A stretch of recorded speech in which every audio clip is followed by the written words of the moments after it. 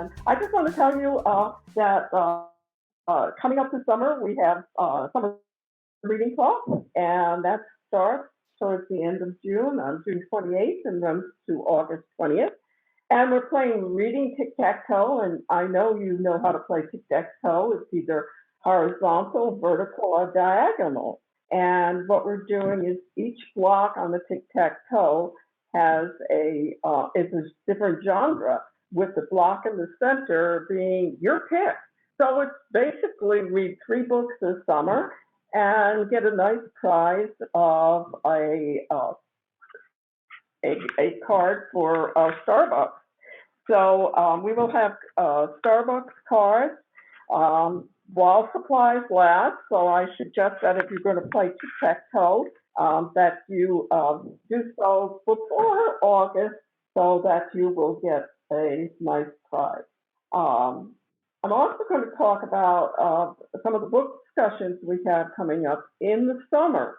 And they're based on the different genres that are in the tic-tac-toe boxes, but they're also based on what's going on with Battle of the Books. Now, you don't have to participate in Battle of the Books to come to a book discussion. And these are the list of books that we will be discussing over the summer. Check the events calendar for the time and date and sign up for anything that you're particularly interested in. I'll tell you a little bit about each book. The Golden Compass we consider a classic, and as you can see, the classic doesn't have to be an old book. So if you're trying to fit things into your tic-tac-toe board, we stretch the idea of classic. Some of you might have seen The Golden Compass on HBO, the series. Some of you might have seen the movie, but we'll be reading the book, and it does take place in an alternate universe in Oxford, the Jordan College, and Lyra has been dumped there as a baby and sort of raised like a wild child because the scholars at Oxford do not know how to take care of children.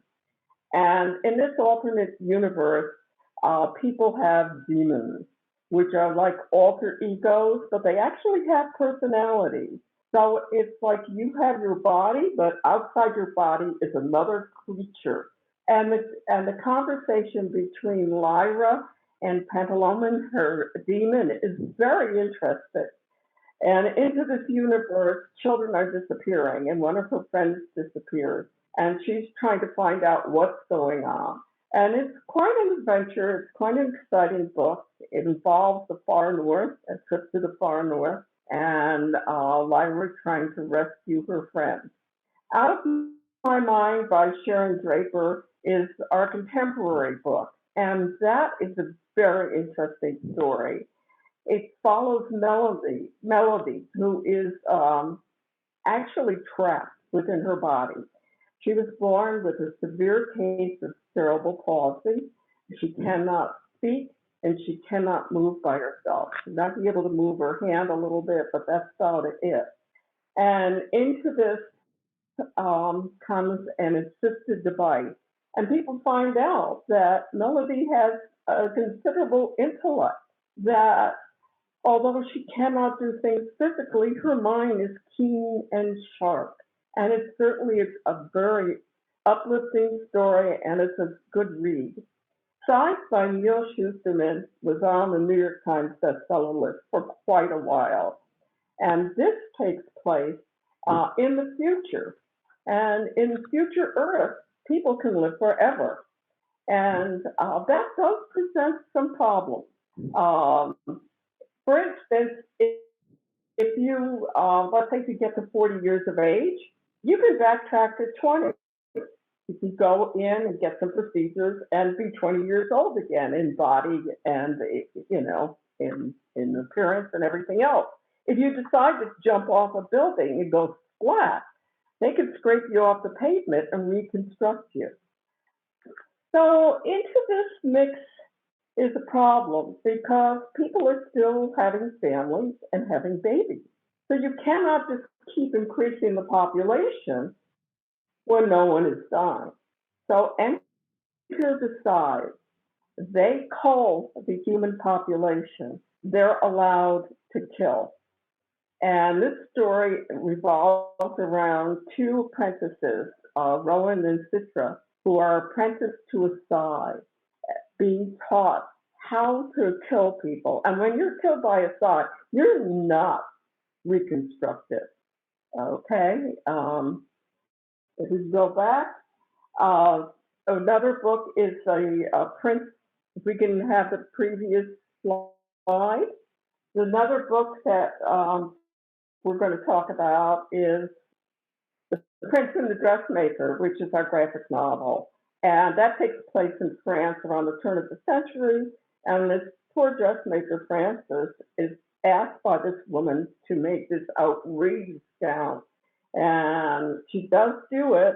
And, society is not very happy with it. But the prince comes to see her. He's been dressing up and performing unbeknownst to the people, and he wants her to be his dressmaker. Dreamland Burning by Jennifer Latham is our historical fiction book, but it could also have been our mystery. And it takes place in the present, but also in the past. The main character, Rowan, is anticipating summer vacation by sleeping in one morning, and the workmen are busy renovating the house behind her. Her mother wants to change it into a guest cottage.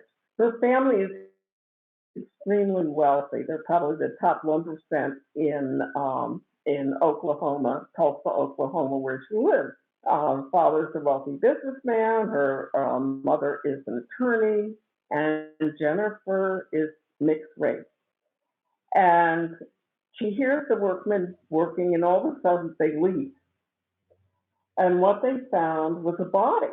And the body had been interred in that house for a considerable length of time. And the body died approximately when the race riot occurred in Tulsa, Oklahoma. And the body was a murder victim. So there's a mystery of who is murdered and who did the crime. Meanwhile, you get the narrative in the past, William, who is he's considered white, but his mom is Native American. His father is a businessman.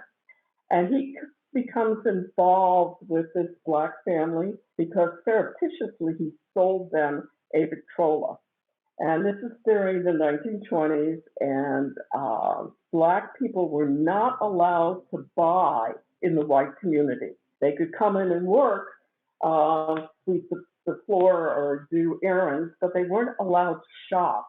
But his father wants the business, and William wants to impress his father. So he sells one on time to this black family, and he becomes involved with them. And when you're reading the story, you think, who is the victim? And you keep thinking, oh, I don't want it to be so-and-so. I don't want it to be so-and-so. It's quite a surprise at the end. Carry On by Rainbow Rowell is a really, really funny story. It's a takeoff on Harry Potter, and the characters in it are Simon Snow and Baz, and they've been roommates for 7 years, and they sort of correspond to Harry Potter and Draco Malfoy.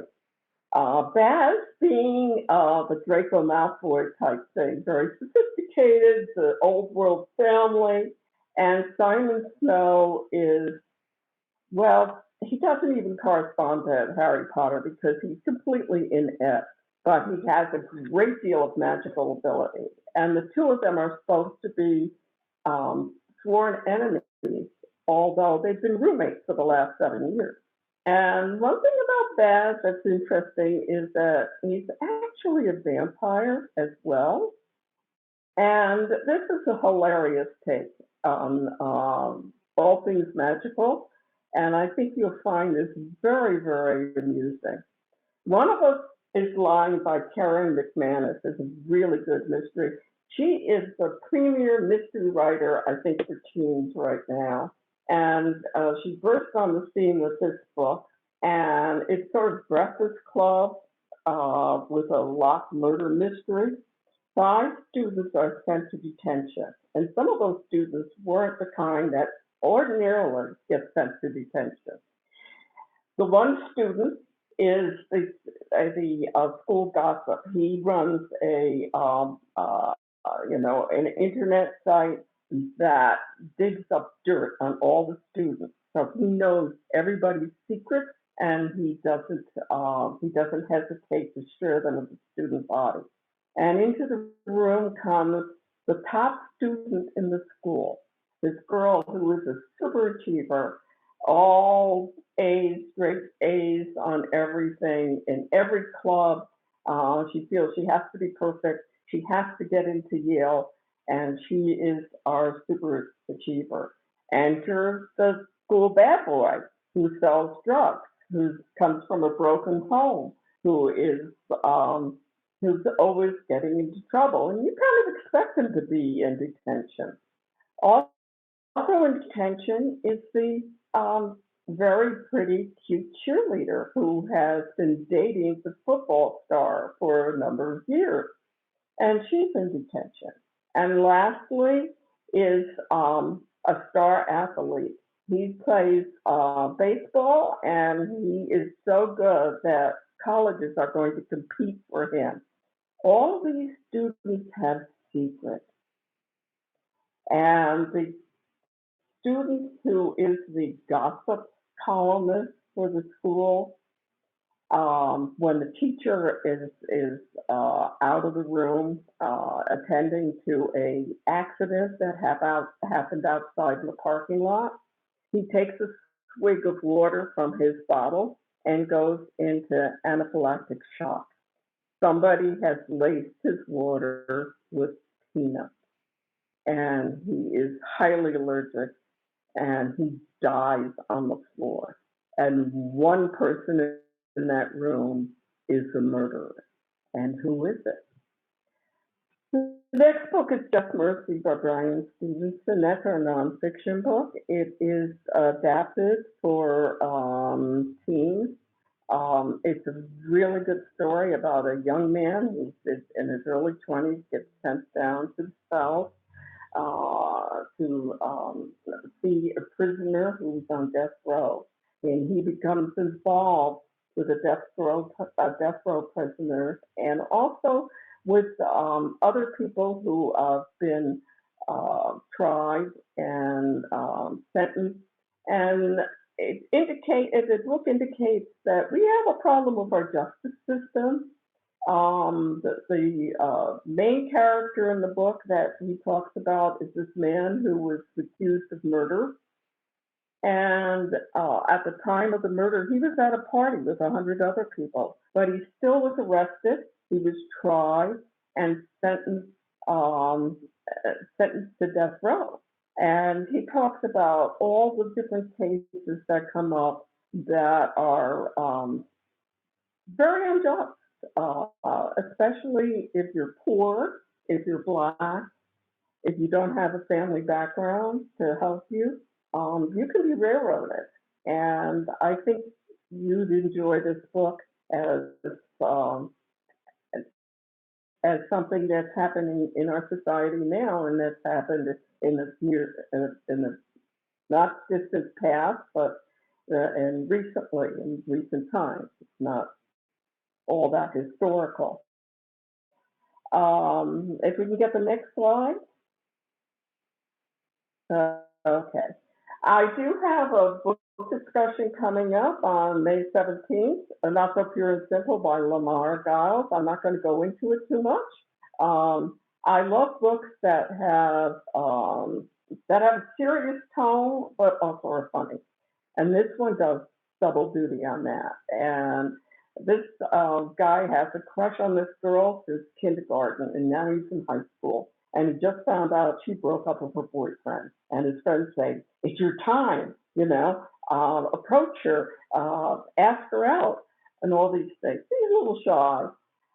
He happens to be in church on Sunday, and he doesn't pay too much attention to church. His mother sort of drags him there.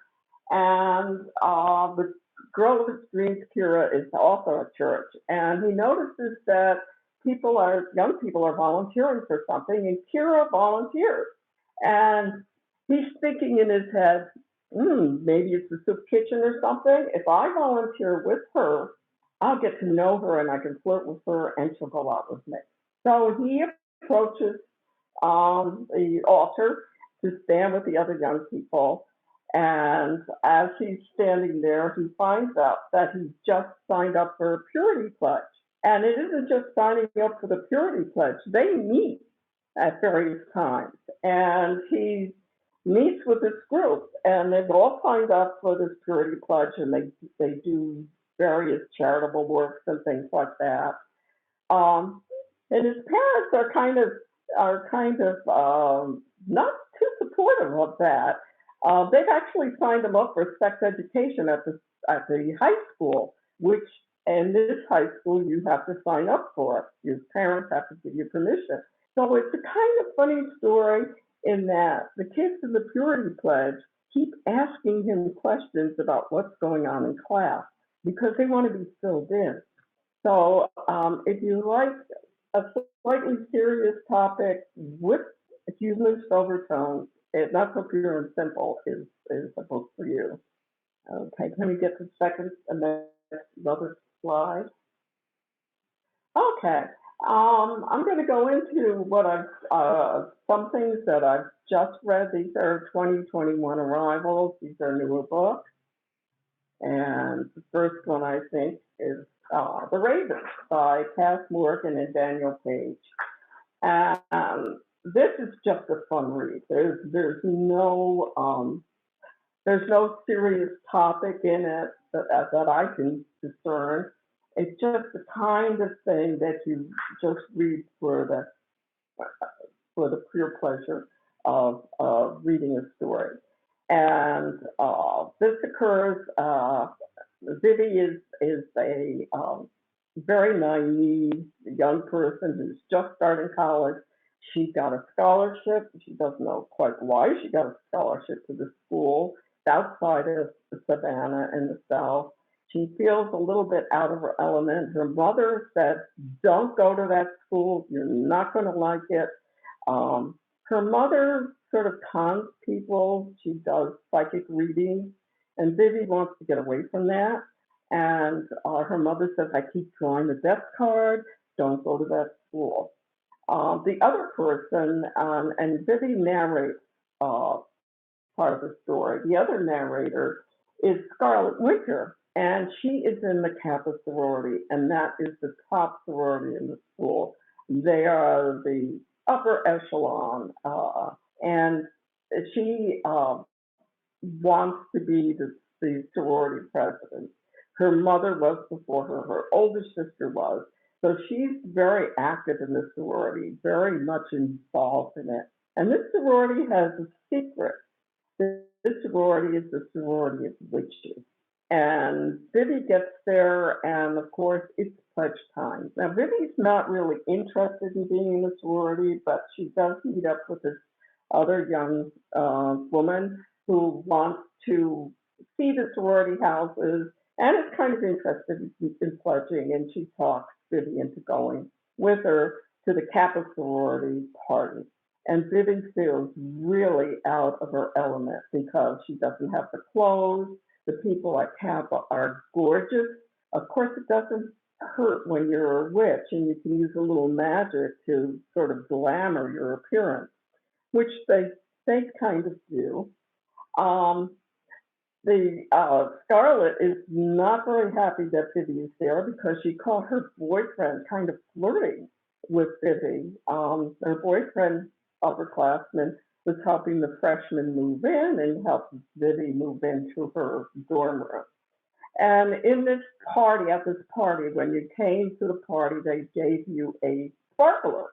And everyone got their sparkler, and they circulated and talked to various people and stuff like that. And towards the end, some of the sparklers ignited. Others fizzled and went out, and some didn't work at all. And of course, Vivi's sparkler went off like crazy. It really, really glows. Sparkle is an indication that you have potential power. So the sorority can't really ignore her, and Vivi gets an invitation to join. Now, in the background, in the prologue, there's a human sacrifice. So you know something else is going on. They talk about one girl who was killed the year before, and another one who was injured, who seems to be haunting the periphery, um, you know, of this group. This is a story of beautiful people. It sounds to me very much like a CW episode of gorgeous people, and it has a mystery in it. It has supernatural occurrences, and it's just fun to read. Next one, please. Next slide. Game Changer by Neil Shusterman. As I said before, one of our picks for Battle of the Books was 5. Game Changer is his newest book, and he's just written so many good books. And this is a story about Ash. He's on the football field, and he's the guy who tackles people, and he hits somebody pretty hard. He doesn't really black out, but everything seems to become weird and sort of slide sideways for him. Um, he ends the game, and he and his friend get in the car to go home, and he's driving, and he goes to a stop sign. He goes to a stoplight. He says, "What's going on? You didn't stop there. We could have had an accident." And he says, "What do you mean?" "Well, it seems that the stop sign is blue and the stoplight is blue. The whole universe has shifted, and he's gone into an alternate reality where the stop signs are not red." That's his first shift. In subsequent games, the shift gets more pronounced. His father was not very successful. In fact, some people might consider him a failure. He's best friends with another student who plays football with him. He doesn't have a good relationship with his brother. That all changes as each shift gets more pronounced. His parents become rich. His best friend is not his best friend anymore. His best friend doesn't even know him because his best friend is black. And segregation is still being practiced in the United States. He went to a different school, and in fact, he dropped out and he's working in a store. His younger brother is friends with him. He has a good relationship with his younger brother, but he's also dealing drugs at school, which he never did. His whole world wasn't perfect, but he finds out that if he doesn't find a balance and an equilibrium, the whole world is in jeopardy. And there's a black hole waiting to swallow up this anomaly if things don't change in Game Changer. Okay, on to the initial insult by Minnie McGinnis. I was always terrified of the stories that Edgar Allan Poe wrote. I think I read them a little bit too young, and they just scared the daylights out of me. And this is based on the fall of the House of Usher. And it is a weird and horrifying tale. It involves 2 teens. They were best friends as young children. And Felicity was at a sleepover at Tessa's house, and she wanted to go home. "I want to go home. I need to go home." And Tessa's parents got in the car. Felicity was in the car. Tess stayed back at the house, and they drove Felicity home, except they never got there. Tessa's parents disappeared. Their car disappeared, and Felicity is found on the bank of the river, and she is cold, She doesn't know what happened. She has no memory of what happened. They become very distant, and they're no longer friends anymore. Tess, who was living a nice middle class existence, uh, ends up living with her grandfather, who's kind of a nasty person who has this animal menagerie at the edge of town, and in it is this big cat and panther who is caged up. And this story is narrated by Tess and alternately by Felicity, but also the panther in the cage. And when a bunch of students decide to have a cake party at this derelict house, which is subject for demolition, Tess decides that she's going to solve her parents' disappearance for once and all and get it out of Felicity. And you have this bizarre house, kids drinking. You have Tess, who has Felicity basically locked up, trying to get her to remember what happened to her parents. And of course, the panther gets out of his cage. He eats somebody's dog, and he's slinking around. So this is a really weird and somewhat disturbing story. But if you like Edgar Allan Poe and you like those kind of disturbing stories, it's a good summer read for you. Okay. For those fantasies, okay, we're going to the project by Courtney Summers. Courtney Summers has written a number of books. Every one that I've read, written by her, have been very intense. And this is another intense book. Um, Lo and Bee are sisters, and they were very, very close. Bee was a number of years older than Lo, and Lo was with her parents when they had a horrendous car accident. They were killed instantly. Lo was in the hospital, not expected to live. And Bee had been out with her friends out to a movie. Um, she comes to see Lo in the hospital, and she's not a religious person, but she finds herself in the hospital chapel, and she's promising God that if Lo lives, she will do anything, anything, you know. She just wants her sister to live. And she looks up and she sees this man, Lev Lawrence, and he claims that he can heal her sister. And Lo does live. She survives. She's very badly damaged, but she does survive. She has numerous scars, and especially one on her face. But Lev says that he needs to join the Unity Project, which is what he has founded.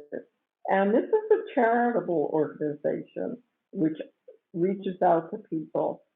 They have all sorts of help, you know, soup kitchens, uh, uh, and other charitable things. Uh, but he divides B from Lo, and Lo is very upset that B has not contacted her. B has um, basically chosen the Unity Project over her. That's what she feels. And we come into the story when Lo is actually working for a magazine that has published exposés on things. And she's going to take the train to work. And a young man comes up and he sort of recognizes her. And he speaks to her and he gives her this card with this religious thing on it. And then he commits suicide by jumping in front of the train. And he had been in the Unity Project. So Lo considers it a cult and decides to infiltrate it. And this is the story of a very charismatic leader of a project that has a lot of good points to it, and the fact that does seem to be helping some people. And it's just a really interesting story. The Uncommon Thief is um, is a fantasy by Lynn Bertrand, and it's extremely centered in its world. I mean, if you like well-developed worlds with even vocabulary that is common to this world, this is the kind of book you would like. It's a walled city that's been quarantined. People do not leave it. They don't even leave the towers they live in. They live in mile-high towers. A few of the young people are the messengers between the towers. No one exits the street level. That's not done. They go from tower to tower by a system of pulleys and planks. And what happens is that these steel spikes, for some reason, are in the leader of the city's tower, and as a prank, two young people steal them, and the leader comes to the town, the tower that has the spikes, and he's condemning them to death. And Errol Steve steps in and says, "I took them." So, in other words, he's kind of sacrificing himself. And what happens is he's given the choice of three ropes. You can drop a mile down. One of these ropes you might survive, the other two you won't. Of course he survives. He gets down to the base and finds out there's a whole different world going on down there. And it's told by Oz who is, they're in the same tower, so that's why they have the same last name. But it's really a weird setup. Every year the ships come with provisions to feed these people and give them the sustenance that they need. And every year the goods that they make in each tower makes the different set of goods is shipped away. So it's kind of a weird story. If you like those kinds of things, it's very intriguing. And I think that for fantasy fans, they would really enjoy it. Now, the Cousins by Carrie McManus.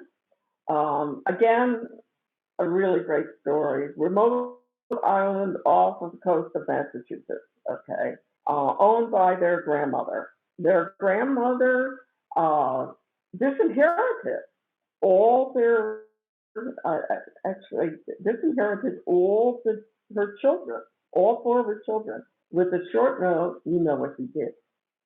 But all of a sudden, they're asked to come and work at her summer resort, which is on this island. And their families, each family set up, each cousin, their family has been very dysfunctional because of this disinheritance. And grandma is not quite what she seems. And you might want to find out what did they do to involve all four of them being disinherited. And also, the three cousins have secrets of their own.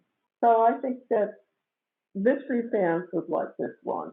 And then finally, the one book that I just read, Concrete Rose by Angie Thomas. And Angie Thomas wrote The Hate You Give. She is just fantastic. Again, we're back in the same setting, Garden Heights, but it's a prequel to The Hate You Give. So we meet Maverick, who was Star's father, and he was such a great father figure. He was so authoritative. He was so, he was what everybody would want a father, and just knew what to do. So we meet him at 17 years of age. He just took a DNA test, or actually the baby took a DNA test, and he did. And he finds that Aisha, it's not his friend's baby, it's his baby. He's 17 years old and he's a father. And at the clinic where he's sitting with his mom, who's upset about everything, And Aisha, who's even more upset because she didn't want him to be the father, she leaves him, the baby. She just sort of, oh, step out. Baby's in the stroller, and all of a sudden, he's got to take care of the baby. He's got to feed it, he's got to diaper it, he's got to entertain his son, he's got to go to school, he's working at a store. His good friend tells him, you've got to give up the healing drugs. You've got to give that up. You're a father now, you can't do that. And he has a girlfriend, Lisa, whom he loves. How is he going to tell Lisa he's a dad? And just difficulty upon difficulty piles up on his life. And his father's in jail. His mom works hard at 2 jobs.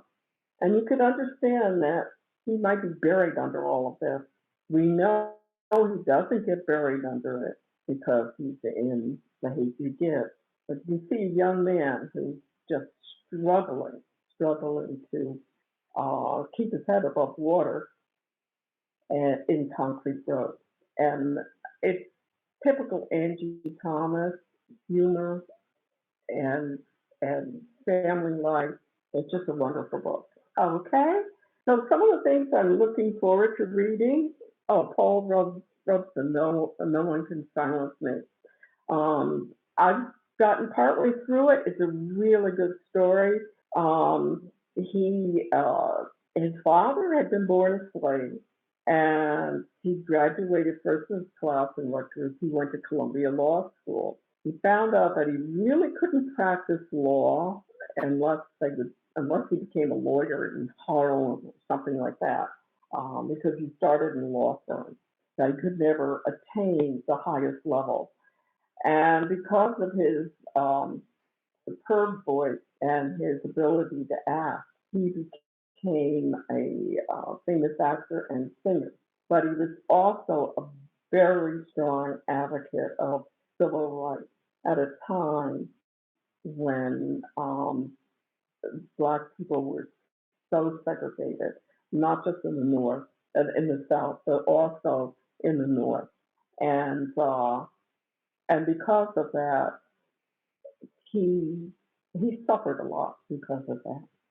And this was a book that's adapted for young people, just like the other book that we had for Battle of the Books, Just Mercy was adapted for young people. We've got a number of them. I've read several of them. It's Trevor Noah. This is really it's funny and it's poignant at the same time. Stamped is a really good book. Um, The Beloved World of Sonia Sotomayor was wonderful. It started out with her parents, in the beginning of the book, her parents yelling at each other because she'd just come home from the hospital with juvenile diabetes. She would have to have insulin for her whole life, and neither of her parents could give her a shot. So this little kid, he said, well, they showed me how to do it with an orange, and she gives herself her insulin shot. So this is a very,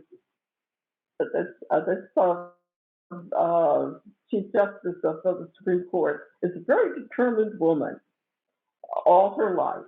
And there are a lot of books that are being adapted for young adults, and they're fun to read. I would recommend them for adults who might want to read a shorter story or, because Stamp, I think, is considerably shorter than the original book. And that's all I'm going to say about books adapted for young adults. But it seems to be a trend. Now, these are books that are coming out this summer that I have to, okay, there are so many others that are coming out that are so good. A Sitting in St. James by Rita Williams Garcia. She hasn't written for teens in a long time, and she's a fantastic author. This book has all starred reviews, really, really good starred reviews, and it's historical fiction, takes place on the eve of the Civil War down south, and a woman is sitting for her portrait. So I think it might be a little bit upstairs, downstairs type of story, where you find the white family doing something, and then the workers on the plantation living a whole nother life. Um, so this is really on my list to read. Uh, it's coming out very soon. Instructions for Dancing by Nicola Yoon. This is he's a fantastic writer. Been on the bestseller list, and it's another love story.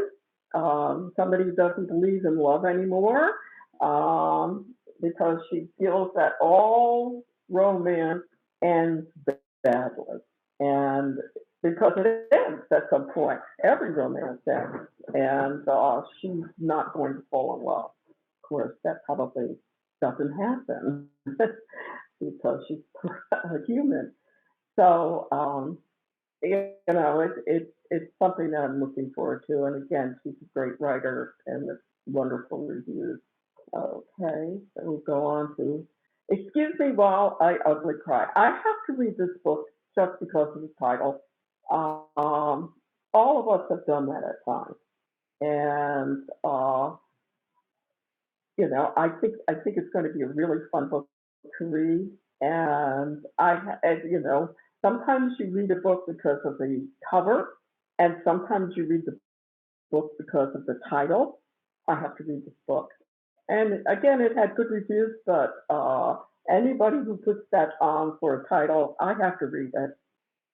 Okay? Mr. Impossible, my Maggie Stiefvater. I love Maggie Stiefvater. Okay, you can't read this book unless you start with the original series, The Raven Boy by Maggie Stiefvater.